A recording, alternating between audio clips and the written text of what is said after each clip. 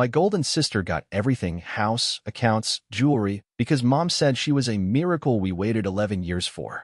Then that miracle sold the house, evicted our parents, moved to New York, and came back broke.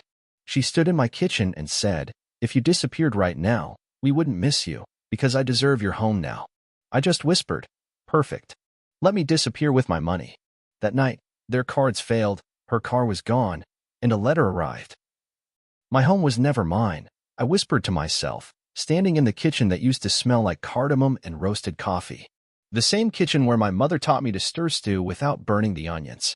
The same one my sister now stood in, barefoot, entitled, and empty-eyed. She leaned against the counter like she owned the place. Technically, she did. "You're lucky," she said, sipping my almond milk. Mom said I was the miracle they waited 11 years for. So yeah, I deserved more. That word again, miracle. As if I was the fluke that came too soon, and she was the golden ticket. My younger sister Lena, born 11 years after me, after our mother nearly gave up hope of more children. The miracle child. The adored one. She got the house, the family savings, Mom's jewelry, the stocks. I got a polite thank you note when they redistributed assets while I was working 60-hour weeks to keep my apartment. I never complained. Not even when they made me co-signer on Lena's first credit card. Not when Mom called and said, "Your sister deserves this. She's still finding herself." I kept paying, kept sending cash when Lena's rent was late, when her boyfriend disappeared with her savings, when she needed a reset. And then, a year ago, she sold the house. Our childhood home. The one with the lemon tree Dad planted for me when I turned 10. She sold it without telling anyone. Moved our parents into a cramped condo, flew to New York with designer dreams and a suitcase full of ambition. It lasted 6 months. Now she's back. Broke. Furious. Entitled. And tonight, she crossed a line. Standing in my kitchen, in my house, she looked at me with disdain and said, "If you disappeared right now, we wouldn't miss you. Because I deserve your home now." I didn't flinch. I didn't scream. I just whispered, "Perfect. Let me disappear with my money." That night, I made 3 calls. By morning, Lena's car was gone. Their shared credit cards declined. A letter arrived, unmarked, cold, and final. Lena was born when I was 11. They called her a miracle. I called her the day my life stopped being mine. Before Lena, I was the son who mattered. I got hugs for good grades. My drawings were taped on the fridge. Dad used to say I had an engineer's brain and let me help him fix things around the house. I was going to grow up and build things. Maybe even take over Grandpa's business someday. Then Mom got pregnant, unexpectedly, miraculously, and suddenly, I was just the first draft. She came out crying and never stopped. From day one, she was everything. Lena got the big nursery, the custom nameplate on the door. I got moved to the attic. She threw food, Mom giggled. She failed math, Mom blamed the teacher. She lied, manipulated, wrecked things. She's just sensitive. And when I said it wasn't fair, "You're older," Mom snapped. "Be patient. Be grateful." I learned to shut up. I became the responsible one. The invisible one. While Lena spiraled from tantrum to tantrum, I kept our world stitched together. First job at 14.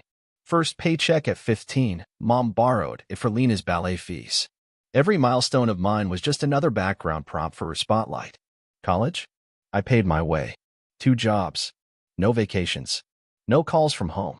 Lena didn't finish community college, and Mom threw her a self-discovery party. I graduated with honors. No one showed up. Then Grandpa died. The house, the one we both grew up in, should have come to me. I fixed the leaky pipes. Painted the walls. I spent summers sanding that porch with Grandpa while Lena posed for selfies by the lemon tree I planted. But when the will was read, the house was Mom's, and within weeks, it was Lena's. "She needs a foundation," Mom said. "She's fragile." Fragile? She was 26. I was 37, paying for my own mortgage, sending money home every time Dad's blood pressure spiked or the fridge broke down. But Lena? She needed a fresh start. So she sold it. Quietly. Cashed out over $900,000, moved our parents into a shoebox apartment in a rough neighborhood, and vanished to New York. There, she became an artist. Posted filtered selfies in cafes, ranted about energy vampires, and burned through cash like the city would pay her for existing. Tesla. Luxury skincare. Rent at $4,200 a month. Meanwhile, I was wiring our parents' money because Lena forgot. I stayed silent. Then 6 months later, she returned, bankrupt, boyfriendless, bleach blonde, and wearing my hoodie like it belonged to her. You know, she said casually, dumping her suitcase on my floor, I always hated that house. You made it so uptight. No plants, no soul. But this place? Your place? It breathes. I stood there frozen. She walked into my kitchen like it was hers. Opened my fridge. Took the last almond milk. You've always had trouble sharing, she continued, sipping it. But it's okay. I'm home now. Home? She was pacing now, energized like a vulture that spotted a wounded animal. Mom says you've always had this hoarding thing. Not just money. Energy. You suck it in and don't give it back. It's why no one gets close to you. Why people forget you. Then she looked me dead in the eye. I deserve this home more. I'm the miracle. You're just filler. It was like being hit by a truck going 200 miles an hour. But I didn't scream. I didn't throw her out. I didn't even blink. I just whispered, perfect. And that night, I did. I made 3 calls.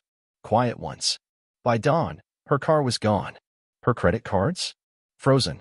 The joint account our parents used? Emptied. And a courier dropped off one unmarked letter at Mom's new place. Inside, a single line. The miracle is over. Handle your own mess. And for the first time in my life, I felt free. The house was silent when I woke up, except for the sound of someone pacing. Floorboards creaked under impatient steps. A cabinet slammed. Then another. By the time I walked into the kitchen, Lena was already in full meltdown. My cards are frozen, she said, voice sharp. I tried paying for groceries and it declined. I thought it was a glitch. But then I checked my bank. 0 balance. And where is my car? She wasn't asking. She was accusing. You ungrateful, she growled. You cut me off? I took a sip of coffee, calm as a sniper. No. I finally removed you from me. Her nostrils flared. You can't just erase me. I'm your sister. No. Lena, I said, setting the mug down. You're a parasite. You think you're better than me? She hissed. You've always been bitter because Mom loved me more. Loved you. I laughed. She sacrificed me for you. That's not love. That's mismanagement of guilt. You're disgusting, she spat. Mom was right to give me the house. You were always the cold one. The outsider. I brought them joy. You brought bills. I stepped closer. You sold their home behind their backs. You dumped them in a cheap apartment. Then you blew through the inheritance and came crawling to me. Now you're mad I finally said no. And no one ever says NO2 family, she screamed. That's why we're broken, I said. Because no one ever drew a line. The doorbell rang. Lena froze. I already knew. I opened the door. Our parents stood there, Mom clutching a grocery bag, Dad pale and sweating. Mom's first words, why did the pharmacy say our account is closed? I stepped back, letting them in. Because it is, I said. I stopped paying. Mom blinked. You're cutting us off? I'm reclaiming my life. Dad took a step forward. Son, you've always been the stable one. We needed you. And I needed you when I was 15 and working 2 jobs while Lena got piano lessons, I snapped. I needed you when she crashed her 3rd car and blamed me. When she told me to disappear and you just nodded. Lena was hurting, Mom whispered. She didn't mean it. She meant every word, I said. And so do I. You're abandoning your family, Dad said. For what? Pride. For peace. Lena folded her arms. Wow. So this is it. You're playing God now. No. God forgives. I'm just done playing victim. I reached into the drawer. Pulled out 3 envelopes. Handed one to each of them. Legal notice, I said. You're removed from my accounts. Lena, the car was repossessed. It was under my name. Your credit cards? Closed. And that rent you've been freeloading on for 3 months? Paid through Friday. Then I changed the locks. You're serious, Mom said, her voice trembling. As serious as when you told me to sit out Christmas because Lena was having a rough year. As serious as when Dad said, it's just money, Alex. Help your sister. Dad clenched his fists. You'll regret this. No, I said. I regret it every year I didn't do it. Lena was shaking now. So what? You just cut us loose? Like we're nothing. You made yourselves nothing the moment you decided I only mattered when you needed something. Mom started crying. Real, helpless sobs. We don't have anyone else. You had me. And you broke me, I said. Now you can figure it out. I turned to Lena. You said if I disappeared, no one would miss me. I stepped forward until we were eye to eye. So I did. And guess what? I don't miss any of you either. She hit me. I staggered a step back. The room froze. Then I smiled. You just made this easier, I said. I walked past them, grabbed her suitcases, and tossed them out the front door, one by one. You've got until sundown. You're heartless, she said, voice cracking. No, I said. I finally have a heart. And I'm using it on myself. Mom collapsed into a kitchen chair, sobbing into her hands. Dad just stood there, face hollow. You were supposed to be better than this, he said. I am, I replied. And then I opened the door wide. Out. They walked out slowly, like they were still waiting for me to stop them, to brake, to backtrack. But I didn't. I locked the door. I stood there in the silence after, hand on the knob, my cheek still stinging from Lena's slap. And then I laughed. Loud. Free. Real. Because for the first time in my life, I wasn't the background character in someone else's melodrama. I was the one who lit the match and watched the rot finally burn. I slammed the door and burned the road behind me. The silence after they left wasn't peaceful. It was surgical. For 37 years, my life had been a crowded hallway of guilt, obligation, and manipulation. The moment the door clicked shut, it was as if someone turned off the constant alarm in my head. But peace, I learned, doesn't arrive gently. The first 3 days were chaos. Lena messaged me nonstop. Voicemails, texts, emails, even DMs on platforms I forgot I had. Her tone shifted by the hour, furious, begging, vengeful, fake sweet, then back to nuclear rage. Enjoy your oat milk while it lasts. I'm your sister. This isn't you. I told Mom what you did. She's devastated. This is a mental health crisis and you abandoned me. Then came the calls from unknown numbers. Then from relatives I hadn't heard from in years. My aunt in Detroit. How could you turn your back on your parents? Your own mother cried herself to sleep. My cousin Nathan, who once asked me for $5,000 and ghosted me for 3 years. Dude, you always seemed like the responsible one. What's going on? My response was the same to all of them. Ask Lena where the money went. Radio silence after that. Then, day 5, Mom showed up at my door. Alone. No tears this time. Just cold, hard eyes and a Tupperware container. Her version of peace offering. I made your favorite soup, she said. Lena tell you to come? I asked. She's staying with a friend, she replied. Not that it's your concern. Then why are you here? I miss my son, she said. The one who took care of us. You mean the one you used? Don't do this. You're hurting the family. No, I said. I just stopped bleeding for it. She sat down uninvited. Like always. You've always been so dramatic, Alex. This martyr complex. And oh, I snapped, louder than I meant. You don't get to rewrite history. I gave you everything. Paid your rent. Covered Dad's medical bills. Bought Lena's groceries, clothes, therapy, retreats, and bailouts. I watched you give her love and applause and called me stable so you could ignore me. Her lips tightened. I earned my silence, I said. You don't get to guilt me out of it now. She tried to guilt trip me. Threaten health scares. Your father's heart can't take this. She even said Lena's mental health was deteriorating. I didn't flinch. I let her talk. Then I stood up, walked to the door, and opened it. You have 5 minutes to leave. After that, I call security. She looked stunned. You're choosing money over blood? I'm choosing sanity. She walked out. Didn't even take the soup. Week 2. It was quiet. Like eerily quiet. I'd expected them to circle back harder. Some nuclear attempt to shame me publicly. Maybe even lawyers. Instead, nothing. And that scared me more. I found out why on day 15, when I got an email from Lena's ex-boyfriend. Subject: you might want to know this. Inside, screenshots. Emails. Voice notes. She tried to open a credit card in my name a month before she returned from New York. She'd been preparing in case I didn't roll over fast enough.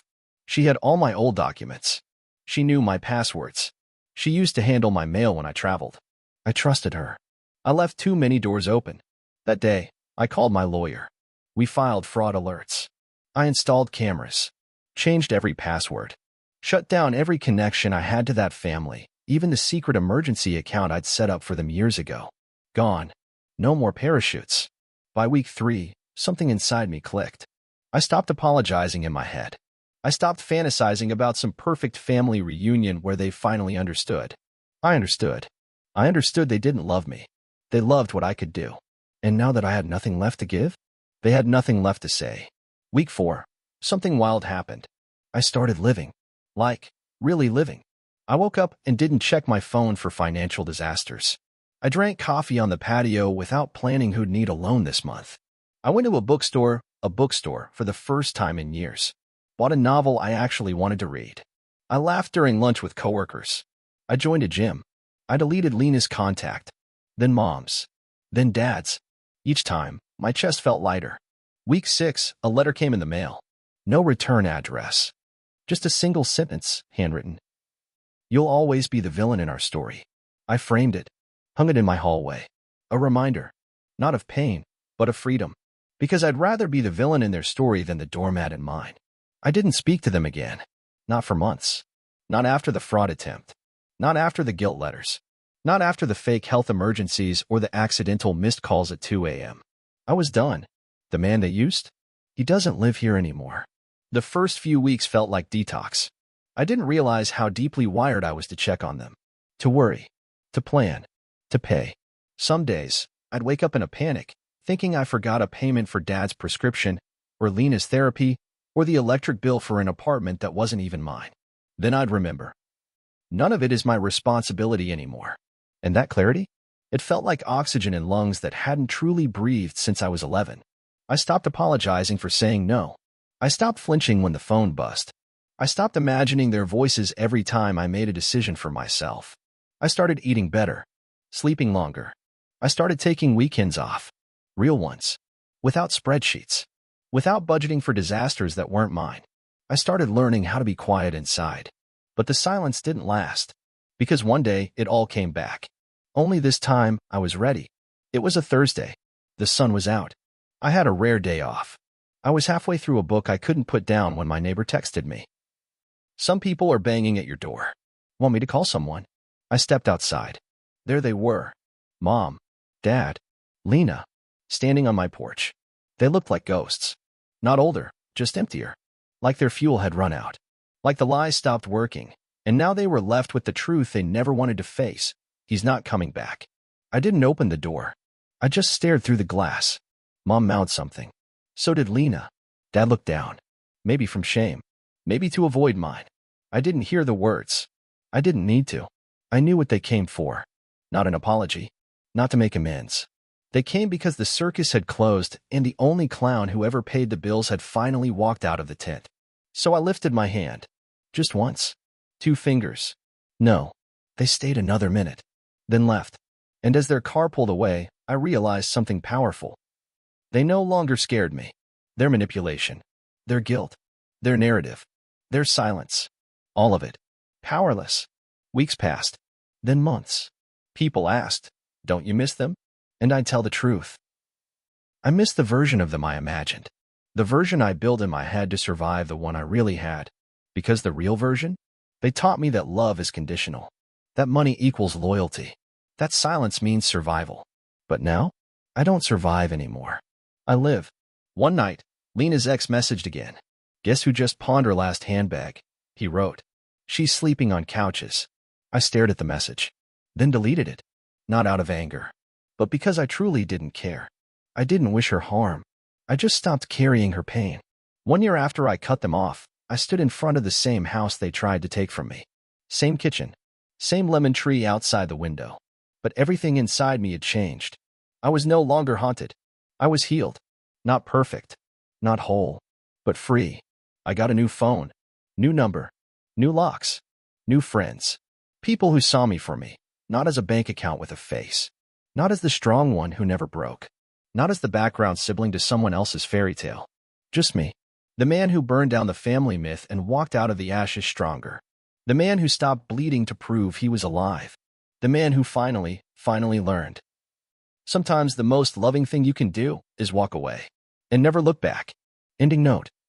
If you're reading this and you're the one who always says yes, even when it kills you. If you're the one who was raised to believe your worth is measured by what you give, let this be your permission. You don't owe anyone your destruction. Not even family. Especially not family. Sometimes, walking away isn't betrayal. Sometimes, it's the only way to come home to yourself. And when they say, "You changed," you smile and say, "I had to."